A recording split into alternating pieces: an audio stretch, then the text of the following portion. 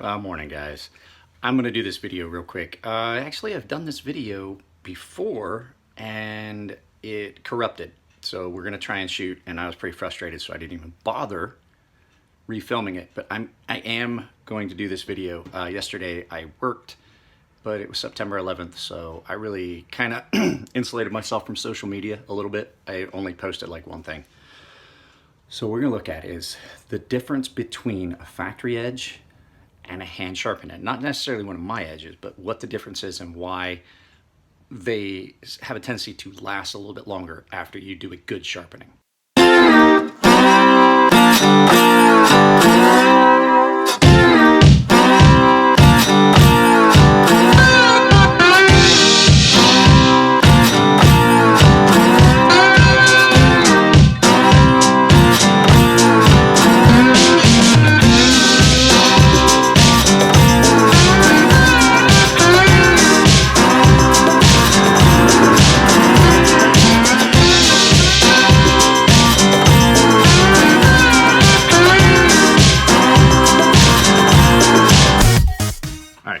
So here's the thing, and I'm doing this in my kitchen because I don't want to go out there. There's a bunch of mosquitoes out, and I don't have a mosquito coil out there.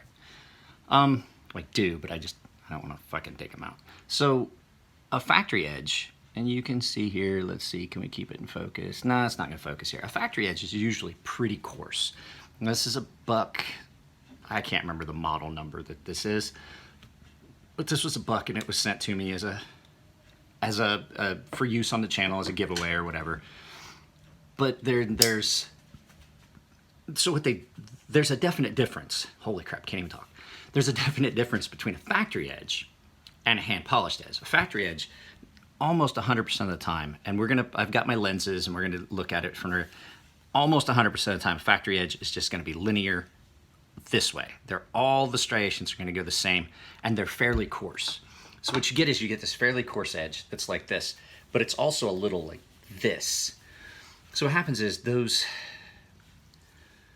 abrasives on the belt that they're using to do that are never going to be exactly the same when they sharpen that belt. They're not going to line up. So what you have is almost an edge that has these, I mean, all edges are going to be like that, but a coarse one like that, which Elliot and I are figuring, I talked with him, and we're both in agreement. This is probably about a 320 grit, maybe a 220 grit on most of these factory edges. And when you look at it in the light, you can see it's just really high spots and grooves. It's like mountains and valleys all down this.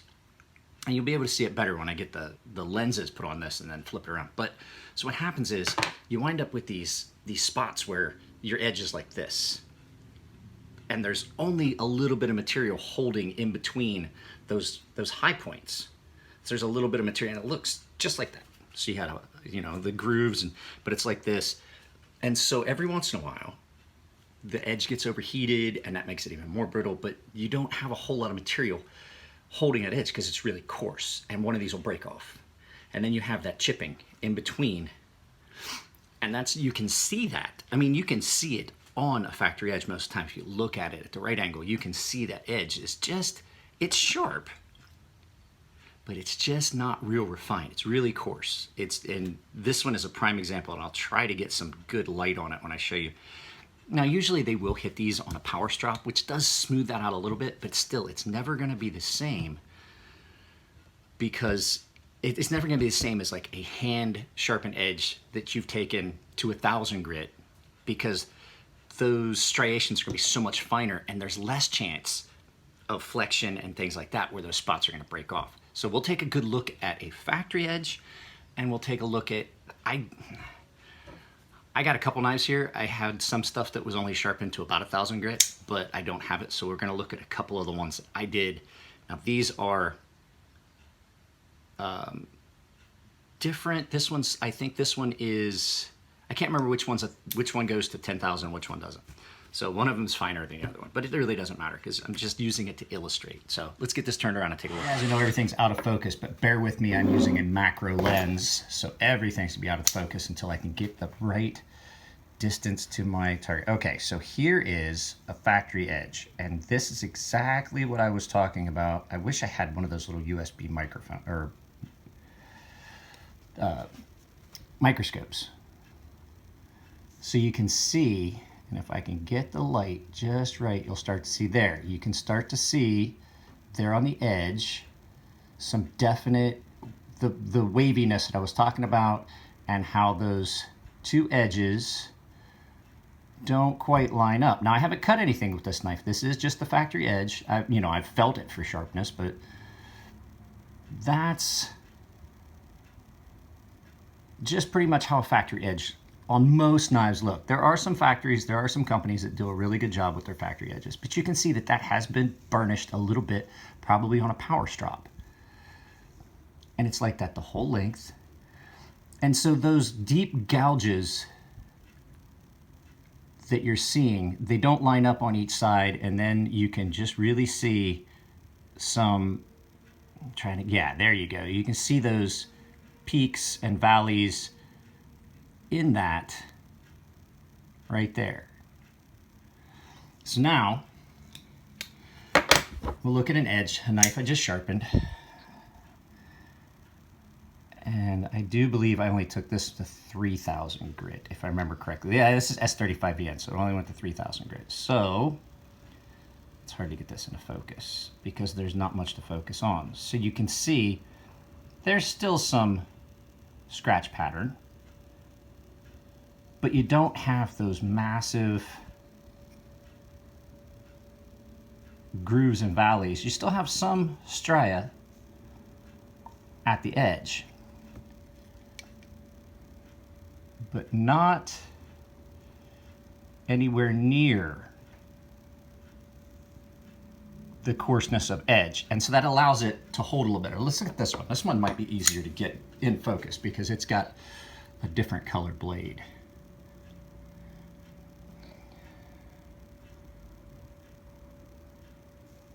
So yeah, you can see this one's even finer grit. This one I took to, there's a little bit of schmutz on the blade there still. But yeah, I took this one to 10,000 grit, and you can see, no, this one only went to, this one went to 8,000 grit, that's right.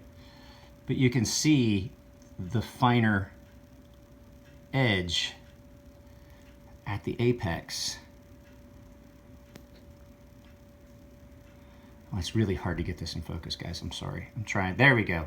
You can see the finer edge at the apex there, at that line, where you're not having that coarseness and running the risk of it breaking and things like that. Now, there's still, I mean, that edge will still eventually chip and things like that, but you can see you're not seeing that dramatic line of peaks and valleys that you saw in the other one. It's much finer, it's much smoother. There is still stuff on the blade though. So when those things break off on a finer edge, you don't have near the gap with your microchipping that you do on a coarser edge, because there's more material that's feasibly been stressed and things like that. Those deep scratches in that, as Elliot says, are basically stress risers. There's always stress inside steels and things like that, especially, you do a heat treating and a normalizing cycle. You do your hardening, and then you do that temper and normalizing cycle that you do where you heat it and then you rest it and then you heat it again and then rest it to normalize the stresses that you've put in the steel through the hardening or any working that you've done. But when you leave that edge coarse, there's still stress left in that steel, and it allows it a point of breakage. So that's the whole thing about a factory edge. Now, I'm not saying that you should immediately take the factory edge off your knife. This knife would work fine for a lot of tasks. There's a lot of people that like that really coarse edge. I mean, I can feel it on my thumbnail that it's coarse. Some people like that, and there's nothing wrong with that. I can do a coarser edge for people when they request, but a lot of people want, the polished edge. That's the majority of my customers want the aesthetics. But like I've said before, there is no one grit, one polished edge, one final finish on a knife that's gonna suit everybody. Because like I've said before, a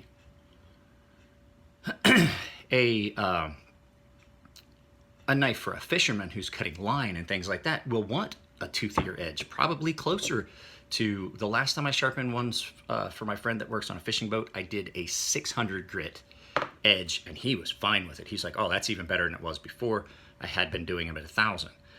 So we tried a 600 grit edge, and he loved it. So, you know, it just all depends. But that's why some of you guys might have noticed that factory edges have a tendency to crack and peel off and things like that when you first get them, and you're like, wow, what is going on? Dwayne Smotherman has stated before too that the edges that I put on his knives have lasted much longer than other edges, and that's because not only is it more polished, but it's the convex. It plays a part in holding more. There's more material behind the edge, and it's that wedge shape that cuts really well and moves material away and allows you some pretty good cutting potential. So that is my thing on factory edges and why they have a tendency. They just don't seem to last as long as the edge that you put on them after the initial sharpening. After you sharpen them the first time, most times that edge will hold a lot better, unless there's a heat treat issue. So sometimes there can be issues where at the very apex, the belt may have gotten, I've done it, I did it and had to redo it on one of my Hornets. I had to redo the edge. I let the belt get a little bit worn, and so there was more friction. And so when that's really thin like that, I had to crank the speed way down, put a new belt on, and I just didn't get it quite right, and I overheated just the very edge. You could see it almost got a straw color. I was like, oh crap. And so I had to take that material back off. And so it is easy to do, and a lot of times if you get one that has been overheated at the very just at the very edge, you can just sharpen that off after a few times. It winds up being fine. I had that with my Microtech DOC in LMAX. It wouldn't hold an edge. Well, holds an edge great now. They were just running the belts a little too fast, letting them get a little too worn. They got a little bit too much heat right at the apex, and then it overheated a little bit. And after a few sharpenings, the knife is fine. And if you guys look, Nico did an amazing job on all these cabinets. Hit him up if you need something hydrographic.